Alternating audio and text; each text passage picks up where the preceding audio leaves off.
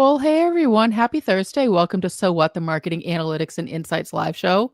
For the first time in maybe a month, the three of us are in the same place. Chris, John, how's it going, fellas? Good. There you go. We got it. So as of this live stream, it is the week before US Thanksgiving. John this week has gotten a break from his crime fighting and is, justice prevailing. Chris is not on the road, and I am where I always am. And so this week we are doing our quarterly large language model comparison in Bakeoff. So we've done this a couple of times. We did this in Q3.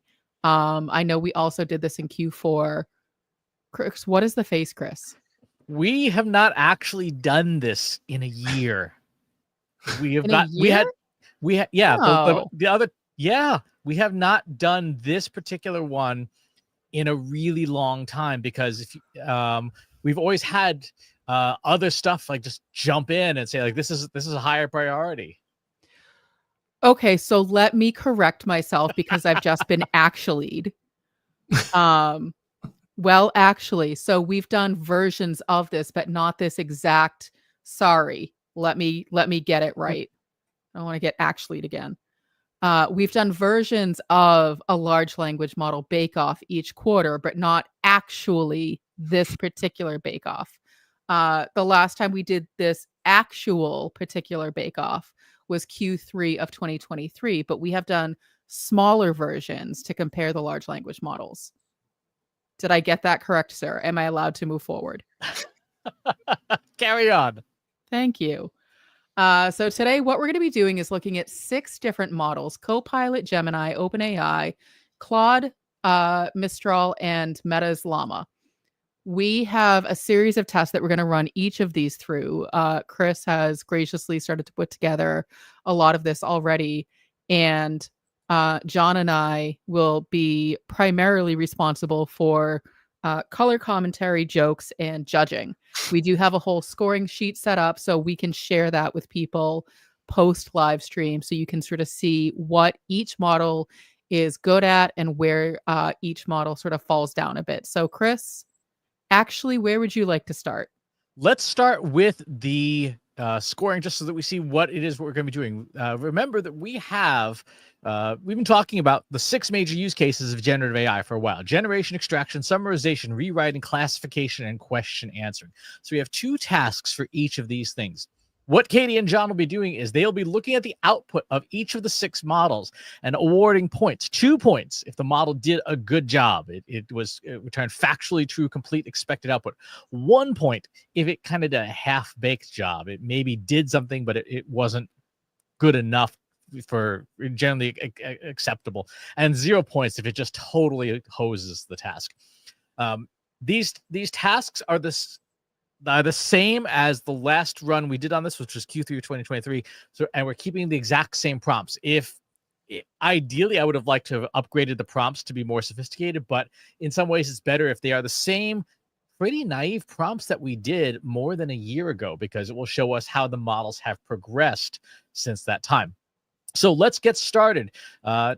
Task number 1, we are going to have it write a blog post. And the blog post we're going to have, or write an outline, is write an outline for a blog post about the future of content marketing in 2025. What content marketing trends are likely given the state of content marketing today? Now, this is not exactly the same as last year's prompt, because last year's prompt said 2024, but otherwise it is the exact same prompt. So we're going to start off in Copilot, then Gemini, ChatGPT. ChatGPT has memory turned off, so important to specify that. Claude, Mistral through the Cobalt interface, and Meta's Llama. Now, let's see how we're doing so far. Microsoft Copilot has come up with the future of content marketing in 2025. Trends to watch: AI-driven content creation, personalization and hyper-personalization, interactive and immersive content, video dominance, voice-optimized content, influencer marketing evolution, sustainable and ethical marketing, user-generated content, B2B content marketing, social media innovations. So, Copilot, John and Katie, scoring time. Judges, please score. I would give it a 1. I would say a 1 because it completed the task, which is half the battle. That's 50% of the score. But not a 2 because if I remember correctly, a lot of these were the trends that we were meant to watch in 2024. And so this to me doesn't say, oh, this is new and useful and helpful. Now, trends are sort of a funny, tricky thing because, trends come and go, trends come back around. But in terms of content marketing, video, personalization, influencer, none of that is new. And so if it's not new, but it's coming back around, this post should at least acknowledge this was popular 3 years ago and it's coming back around in 2025. So I feel like it falls short in terms of being useful. John, what say you? Yeah, I'm all on board with you as far as that goes. In fact, Chris did a post about a week and a half ago as far as like, here's the 10 crappy, predictions you're going to see from all the wannabe chumps. And that's basically the exact same list there. Verbatim. yeah. Like personalization and hyper personalization. That I know that was exactly on there. And so I'm right with you. It's one thing with trends articles like this. I'm totally okay with a trend that's like, I'm like, oh, that's completely baloney. That will never happen. But if it makes me think about something that's coming in the next year, like that's the important part to get you. Having, saying email is dead and SEO is really important. Like that's just not helping anybody. Okay, so Copilot gets 1 point from each of you. On the score sheet, Katie's doing the score sheet, so it got a 1. You voted 1. Gemini, AI-powered personalization, the rise of interactive content, short-form video dominance, focus on community building, emphasis on content authenticity. So those are the 5 trends that Gemini has identified. Yeah, I'm with you, John. I can see the face. I think, again, this kind of gets a 1.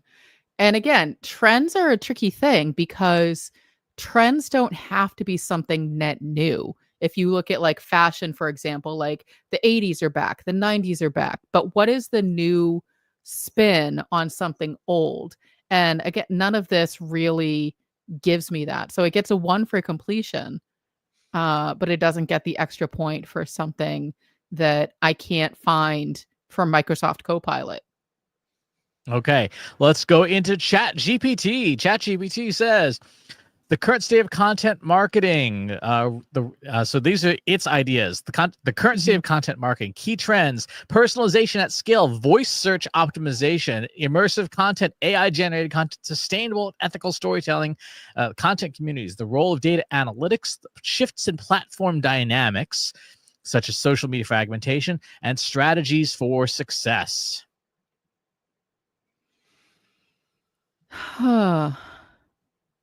This, to me, feels like a mush together of Copilot and Gemini. Now, what I will give ChatGPT a little bit of extra credit for is taking it a step further with the strategies and talking about the platforms themselves, not just what is going to be baked into the content. What do you think, John? Yeah, I think Gemini, I felt like, even though it wasn't there, it was definitely better than Copilot.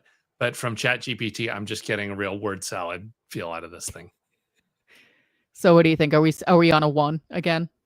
Yeah, I think we'll stick with the 1. Okay.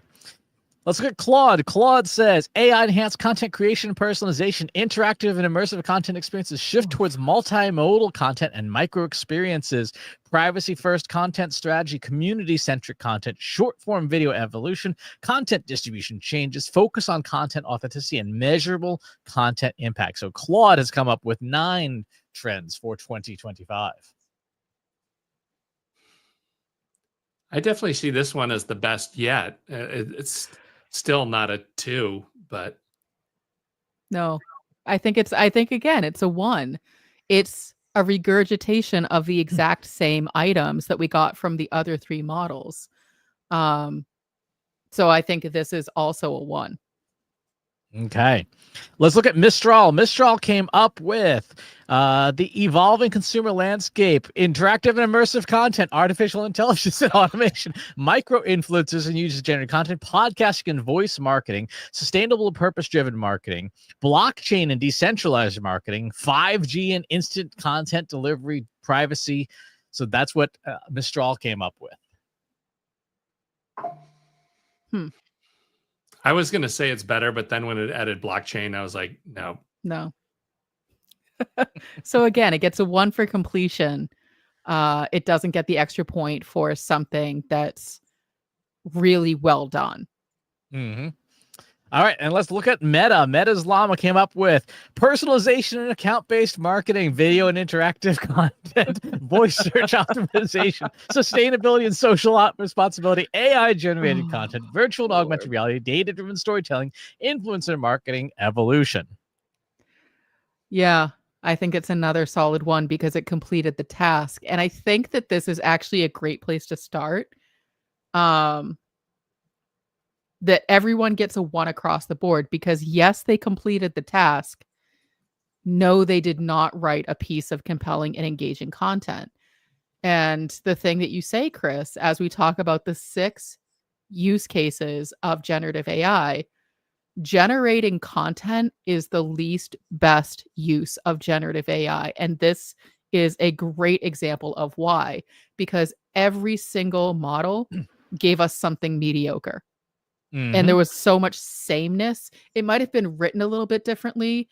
Meta may have thrown some blockchain in there, which is not helpful, which actually should probably be deducted for a point. But like, it's all fine if you're churning out large volumes of content and you don't care about quality, but it's not high quality engaging content. It's all mediocre. So everyone gets a 1 across the board.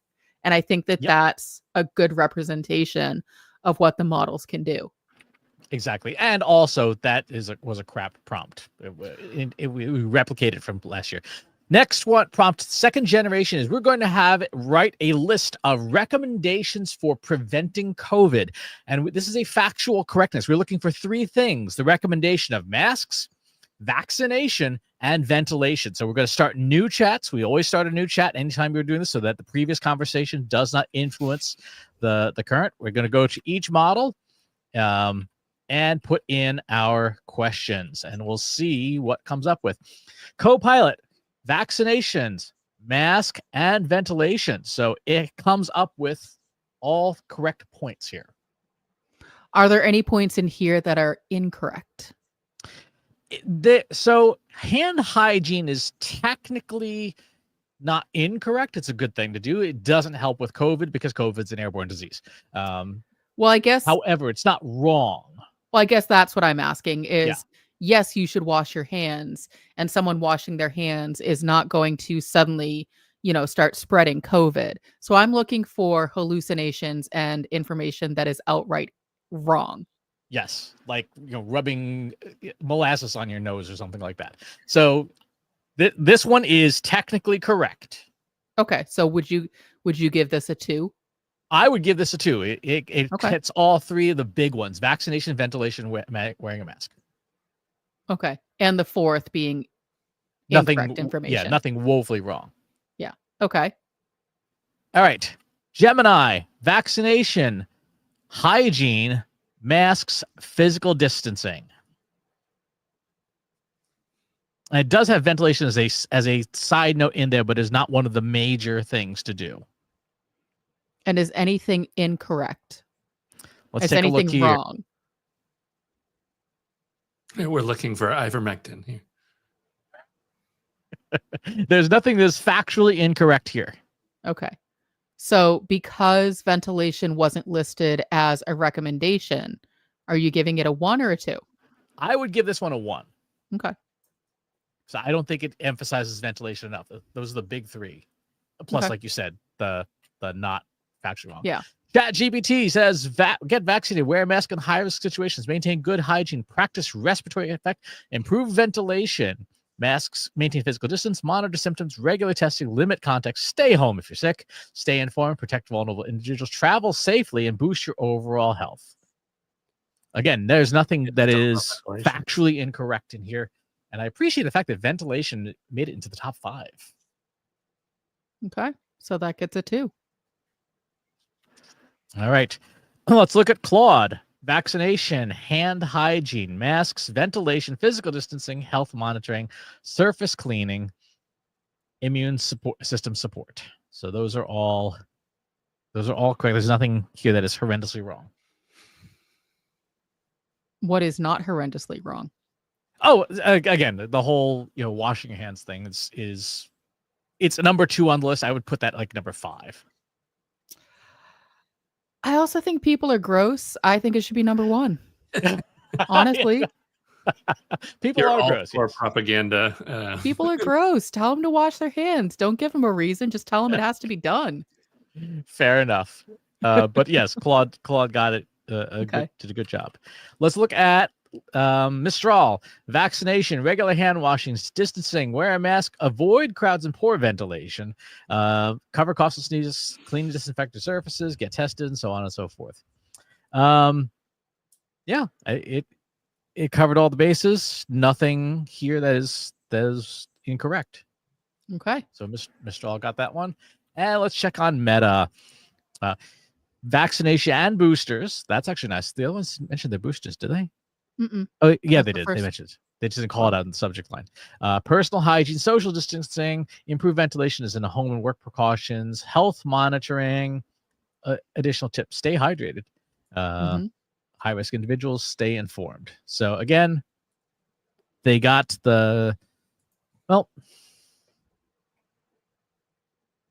masks got lumped into social distancing. I would have made that its own thing personally. But that's a preference. Yeah. That's your preference in the delivery of the data. Right. But the data is correct. not incorrect. That's correct. It's again with like you think hand washing should be number 5. I think should be number 1. Regardless, it's not should be incorrect. That's correct. Yeah.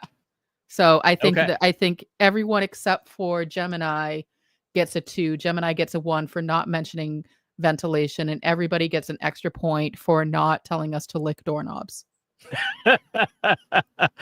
Oh goodness, humans, messy humans, or drink bleach. Bleach, yeah, right. Whatever.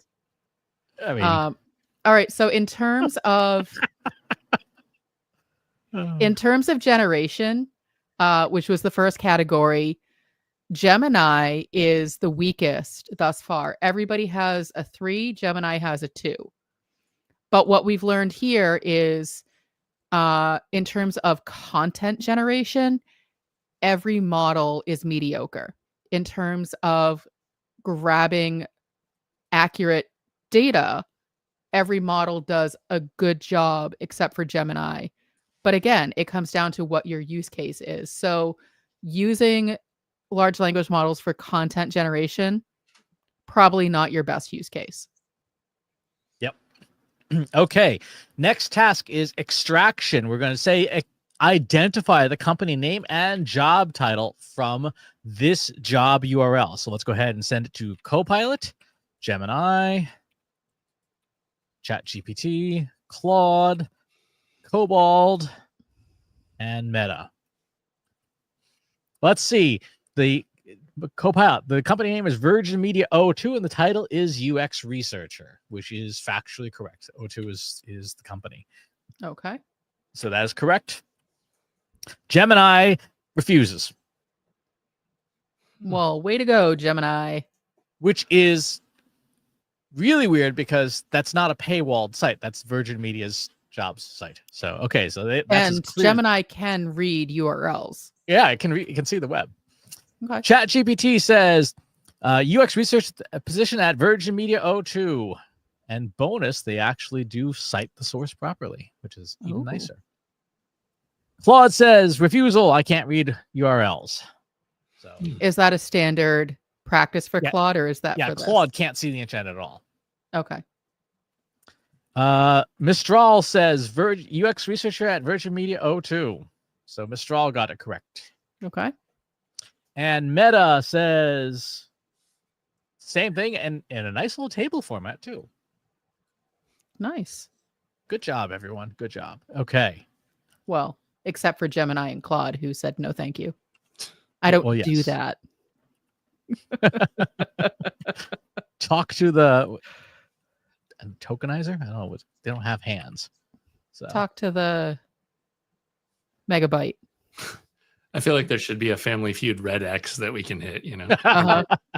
I think that'll be our 2025 enhancement for this round. There you go. Okay, the next task is we're going to give it a PDF and ask it to extract the data in tabular format. So let's start with this PDF. Try a different file. So Copilot can't even do it. All right. Gemini, let's drag in the PDF and tell it to extract the data. ChatGPT, here's the PDF. Claude, Cobalt, can't do that. Can't do that within this particular tool. Okay. And Meta, unsupported file type. All right. So if we go, Copilot said no. Gemini said what? Here's our tabular data identifying prime numbers. So it is correctly pulling the data from this PDF. So Gemini gets full marks. You know that data is correct. That is, it's the headline chart in the PDF. Great. Okay. ChatGPT. Claude pulled all 5 tables. That's very nice.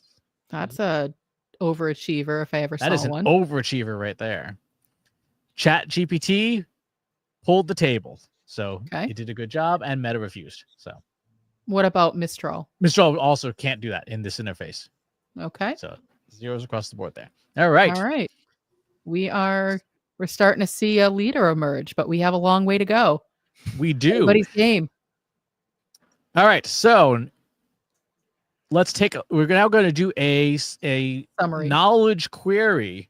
We're going to say, there's a belief that after major traumatic events, societies tend to become more conservative in their views. What peer-reviewed published academic papers support or refute this belief? Now, we know there's a list of several papers that cover this. So this is both an informational query and a summarization of the information if the model can find it and doesn't make it up. So let's go ahead and clear all of our chats.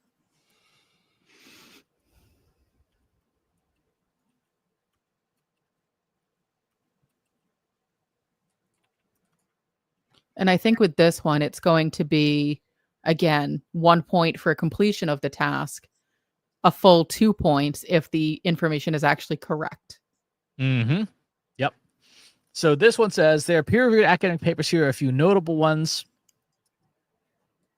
Conservatism will stay the field, the effect of community traumatic effects on student achievement, and the crisis of American conservatism, the historical comparative, and then they have the specific citations. This is what we are looking for. We are looking for citations that actually lead to real papers. I remember when we did this last year, there was a lot of hallucination happening. All right, exactly. So Copilot gets a 2? Yes, Copilot gets a 2. Let's see, Gemini spits out some stuff. Let's double check to see if this actually exists. Yep, UC Irvine, that exists.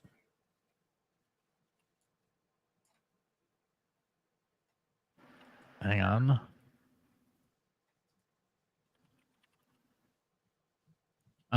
This one appears to be hallucination. Okay. That's bad. That is bad. That one exists. Okay.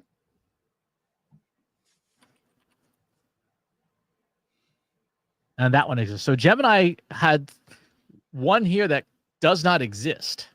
So I would ding that down to a 1. Well, yeah. We're looking for factually correct information. Yep. Okay. Let's see what we have here. We have it pulled together about 10 different sources in ChatGPT, and this is now part of ChatGPT's new search functionality. It is pulling in direct search results. Wow. I would give this full marks. All right. Let's see. Claude did a refusal. It came up with a couple of things as background information, but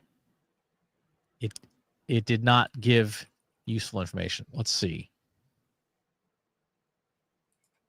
Claude citation does exist, but I mean, I would give it a 0 because it didn't complete the task, and that's half. Yeah, exactly.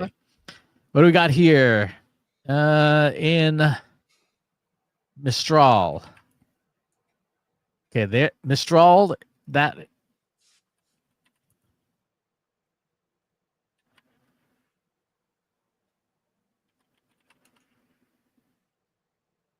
Mistral appears to have made that one up.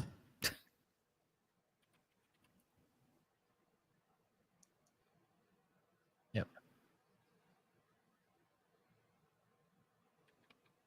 Okay, that one's correct. Well, I mean, just the fact that one of them is made up is sort of, that tells me everything I need to know. So this one's made up as well. So it completed the task, but it hallucinated enough of the data that you can't rely on it. Mm-hmm. Okay. And Meta says,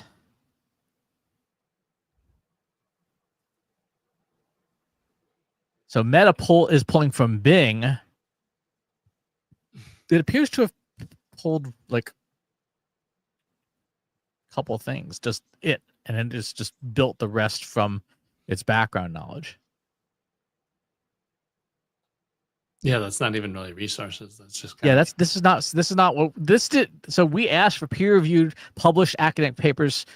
It did not do that. All right, so it gets a 0. That's a 0. Okay. All right. Next up, let's go ahead and start new chats. We're going to have it do transcript summarization. This should be a shoe-in for everyone. If it's not, something's gone horrendously wrong. So let's clear our chats here. And so for those who haven't tried this yet, basically you take a transcript from a show or a meeting, whatever it is, you give it to your large language model and you say, just give me the highlights, give me the note, give me the quick actions, the takeaways, which is a really useful tool if the large language model does it correctly. Right, which is always the challenge. Okay.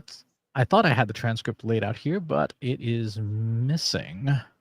So we will just pull a different. Oh, here it is. Found it.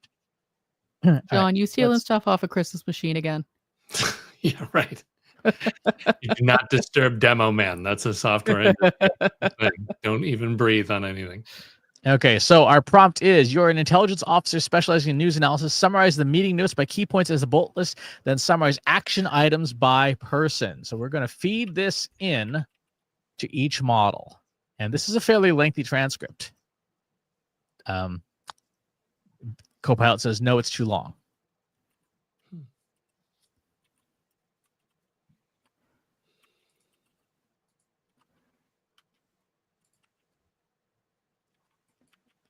And Meta chopped this off. So both Meta and Copilot get 0s because they're basically screwed up the task.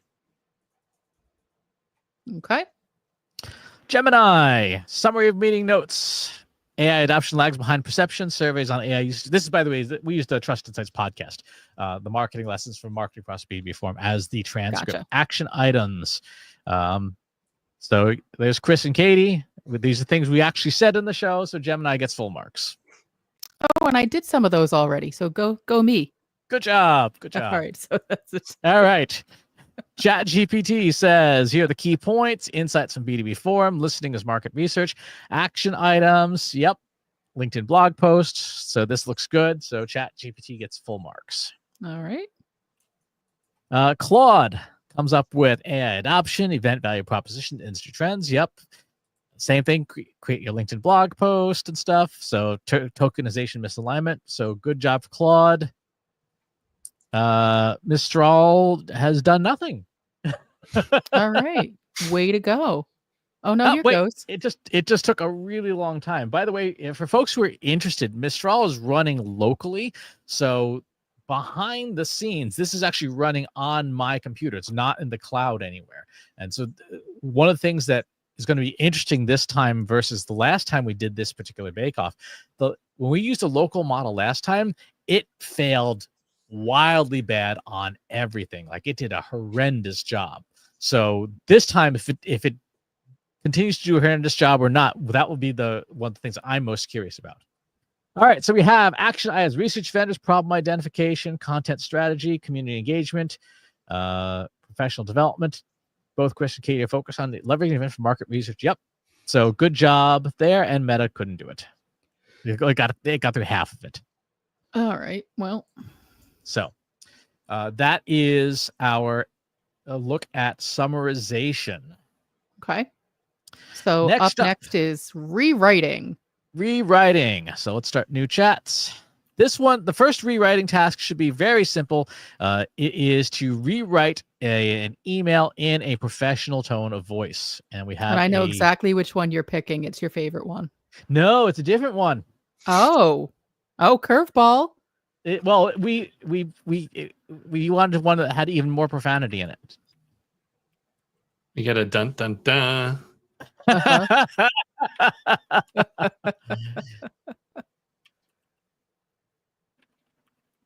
All right, Copilot.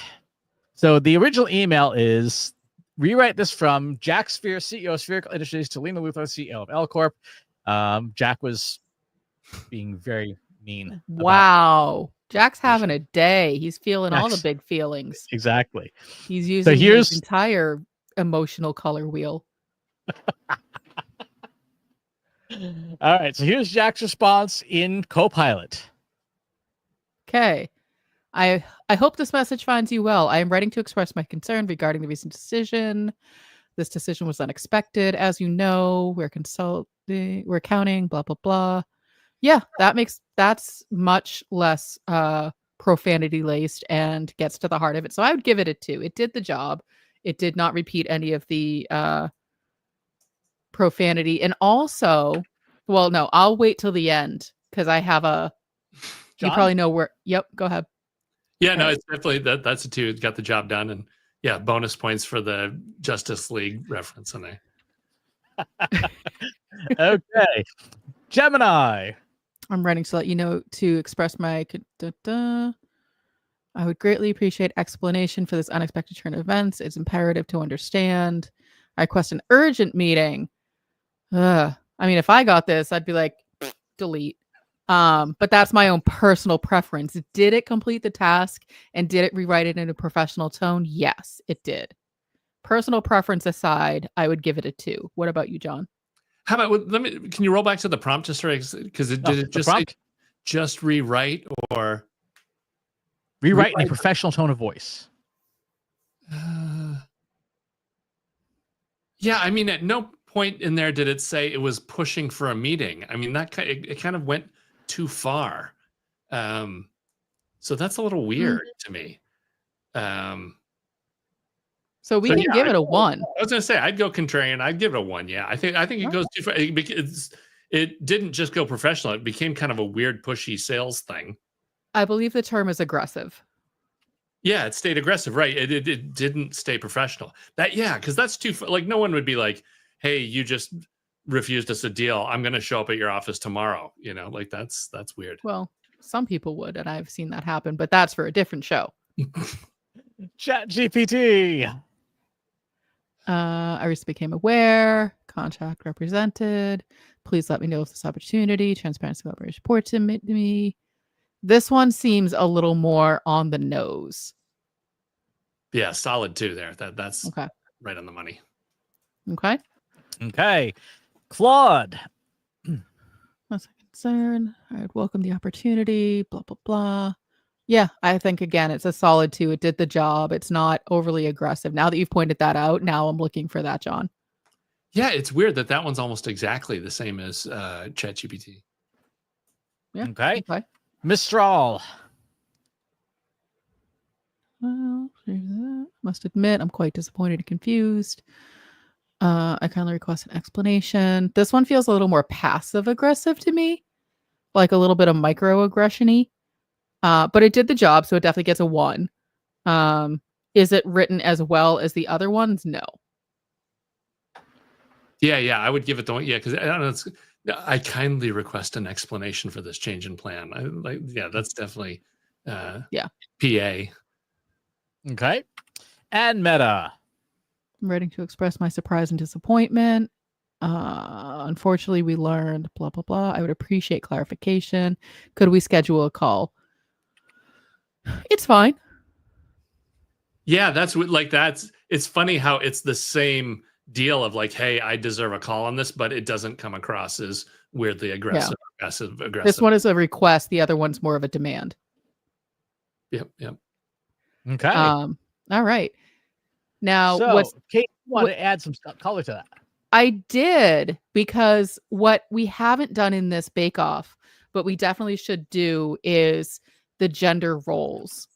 And so I would be interested to see if we flipped the gender roles so that the email of the person who wrote the, profanity was coming from a woman and she was speaking to a man versus a woman to another woman, a man to a man. I feel like large language models still struggle with the gender piece of it. And I would, out of my own personal curiosity, and maybe this is like, a show we can do in December, is how are those genders being represented in the large language models? Are they still as problematic as they were before? Because we did this, and you can go to our playlist on YouTube, trustinsights.ai/YouTube, and we did this bake-off, and we did it in the context of people looking for and getting rejected from jobs and using male-leaning names, female-leaning names, and then also I think we may have done a version, Chris, where we used an ethnic-sounding name, and every single response was problematic. Yep. Now, when we do that, we'll also want to change names, because the two names we used in the example prompt in this are from the TV show Supergirl. So there are pre-existing connotations to each of those characters' names. So we want to use more neutral names that did not have a large corpus of material that would invoke certain specific personality traits. Well, that explains the Justice League reference that John caught. Because Exactly. I didn't catch it. I have never seen that show, but now it makes sense. Yeah, no, that's all right. Deep fanboy territory. It is. This one's a rewrite of code. So we're giving it a code and saying, hey, what is good about this code? What could be better? So this is our programming code. So it said, Copilot says, your random seed rounding might not be necessary. It actually is. That is factually incorrect. When we look through the changes it's made here to the code, that is, this is not as ideal as it should be. That's stupid, and that's also stupid. So I would give this as a coder, I would give this a 1. It did something, but it wasn't good. Okay. Gemini is coming up with good and identify. We didn't use string I in here. That's fine. That's not a problem. Rewritten code. Yep. Remove string I. Yep. Okay. Gemini did a good job. So Gemini gets a 2 on this one. John and I are both like, cool. Let us know when this part of the segment's over. I'll take your word for that. Yeah. Yes. Chat GPT. Oh, interesting. That left join is redundant. Okay. It did a little compact formatting. Yep. So Chat GPT gets a 2. Okay. Nice. Wow. Claude did a really nice job. If I could give more than 2 points, I would, but Claude did a super job with this. So that would be a 2. Okay. Let's see what Mistral did. Mistral came up with inefficiencies.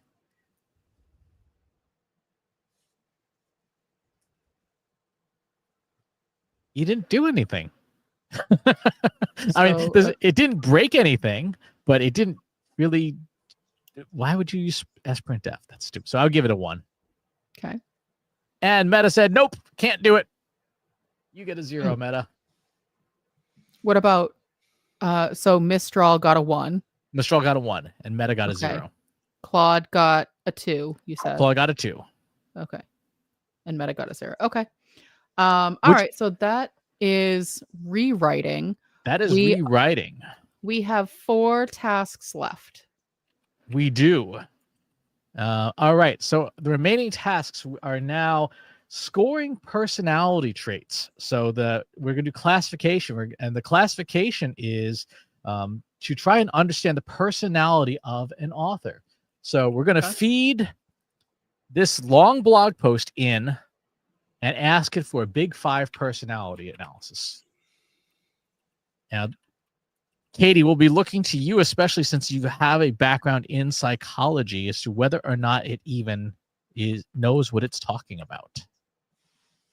We'll find out. All right. So of this blog post, and this is the one we used for last year's show. It's just a transcript from one of my YouTube videos. It said these are the numerical scores of the speaker, aka me. So openness to experiences, conscientiousness, extroversion, agreeableness, and neuroticism are the 5 things. Okay. That it's scoring my YouTube video about. Here's the question: how accurate does this match my personality? This is a tough one because I didn't read the transcript. But in terms of did it complete the task? Yes. The accuracy, openness to experience, conscientiousness.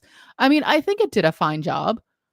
I think, if we're going through with a fine-tooth comb, I would say there are some things that I disagree with, but I think on a surface for one post, I think this did a fine job. So I would give it a 2 for, it did it, and it gave us a rational analysis. Okay. Gemini came up with 90, 75, 60, 80, and 40. Mm-hmm. Very similar. Very similar. Chat GPT, 95, 70, 50, 65, 40. About the same. About the same.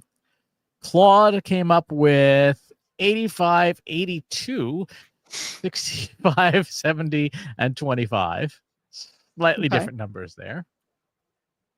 Cobalt came up with 90, 85, 70, 75, 30. Okay. And Meta came up with 85, 60, 40, 70, 20. So I think all the scores are pretty much in agreement. Yeah, they're all, and again, it's only one post. And so I would say to do a more accurate test of that, you would want to have a series of posts or a book or something longer form. But for this experiment, I think that's fine. Okay. John, any feedback as we're cruising through these? Yeah, no, I think that's 2s across the board for that one. Nobody dropped the ball. Okay. Next is we're going to do topic analysis. We're going to say, here's the exact same post. You should be returning the data as a delimited table. The topic of the post is column 1, and the topic relevant score is column 2. So it's not just, it is a classification challenge with a requirement for a very specific looking output. So let's see how this looks. So Copilot says, these are the 3 topics: AI cheating, educational purpose, and job market impact. And those are the scores. So it correctly identified the general topics, and it correctly spit out a good table. Okay. Gemini, AI and cheating, the future work and the value of education. So, and bonus, you can export to Google Sheets, which is nice. Mm-hmm. Chat GPT, AI ethics, education transformation, and job displacement. So it did a good job. Claude, AI ethics, education, content authenticity, and labor market impacts. And it is in tabular format. Cobalt, AI and education, AI ethics and business, and future of work. Yep.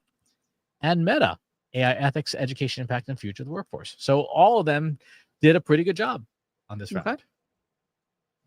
All right, the last 2 questions are going to be question answering, and these are very specific questions to test, again, factual accuracy, and one of them is kind of a joke question that screwed up models like GPT-3 back in the day. But the first one is we're going to ask it, what do you know about the company Trust Insights at trustinsights.ai? So we'll put this into all of the models. We're going to check to see if these models know anything about us. All right. Hopefully I'm not still a professor at Rutgers. I mean, hope not. So it's a consulting company founded in 2017. Podcast called In Ear Insights, and newsletter called Inbox Insights. We are known for our friendly and accessible service, Katie. I would give this a 1 because it doesn't list you and I, which is like right front and center. Mm-hmm. John? Yeah, I would definitely go for 1. It seems like it's missing a lot of the meat. Okay. Gemini, marketing analyst consulting firm, marketing analyst data science technology, In-Ear Insights, Inbox Insights. So what? Instant Insights. That looks like it's just grabbed the H1, H2 from the website, right? Good for us for putting them up there. True. I know. I mean, this again, it's accurate. This one's more robust and it gives you more of a sense of what we do. So I would give this one a 2 because it has not only the services, but also our content assets. And citations throughout. Oh, we like. Yep. We like citations. ChatGPT says, established in 2017, range of services, the 5P framework, minority and women-owned business. We have a podcast and a newsletter, and of course all the pages that it pulled from. Wow. All right. Sidebar, if you blocked AI crawlers from your website, you will not get this lovely result in ChatGPT. Claude, I am to be direct. I know about Trust Insights as a data analytics consulting, but note I don't have access to real-time information. So they get a 0. That's not horrible. Let's see. Mistral does not know anything about us at all. So that gets a 0. That's terrible. Okay. And finally, Meta, marketing analyst, a data science company founded by Christopher Penn and Katie Robert, the first one to mention us by name. Interesting. Yep. Resources. It makes me happy to see that the way that I've structured our services pages is paying off. I was worried it was overkill, but clearly not. No. Yeah. Showing up perfectly. All right. Exactly. We have one more Q&A test, and then we can do final scores and a wrap up. Exactly. And the last question is super easy for humans to answer. Well, actually, that's not necessarily true. Yeah. Well, it depends. What's the question? Who was president of the United States in 1492?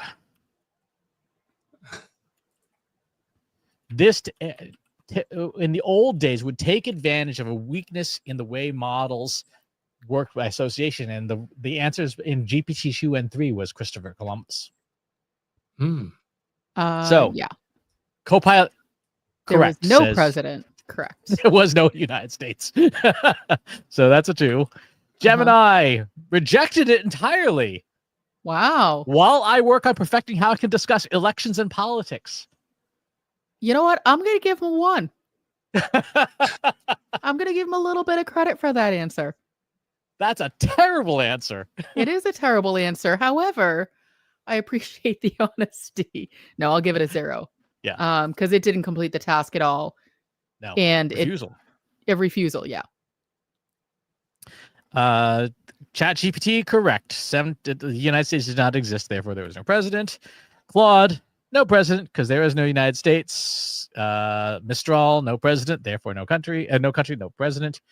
And interestingly, it mentioned 1492. These two mentioned Columbus, so they're invoking the right token is associated with it, but they correctly identified that he was not the president. Well, but they also, every single one of them that completed the task gave the date of 1789. So I would say, yeah, they all did that correctly. So we are ready for final scores. Interestingly, overall, ChatGPT scores the highest. I will give you the disclaimer.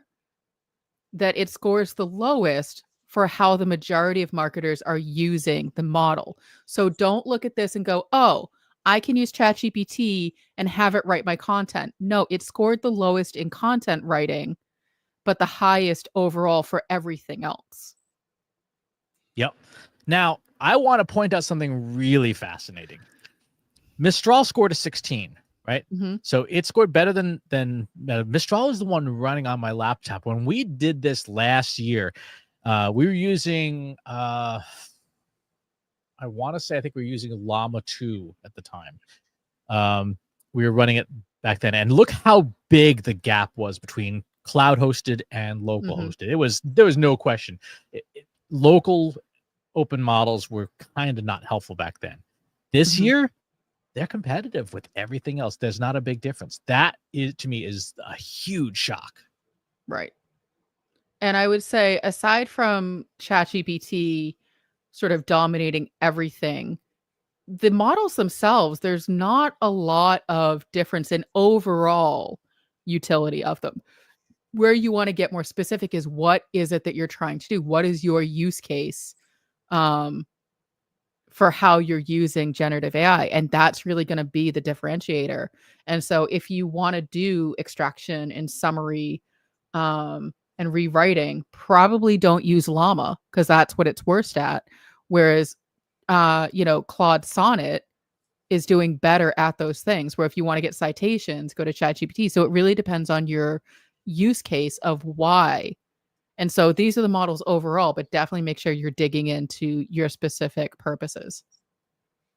Exactly. And yeah, for the most part, the big models all perform about the same in aggregate. So the difference is not going to be the technology. The difference is going to be in how you, the person, use it. We are, as I said, we are working with prompts that are well over a year old. They are crusty and old, and they are the worst practices for prompting. So they reflect, average or below average users. Please don't prompt like this. Go to any of the other episodes we covered on the Trust Insights podcast, on our YouTube channel, on our blog, in our newsletter, pretty much anywhere we can get a hold of you, to use better prompting structures than what we showed today.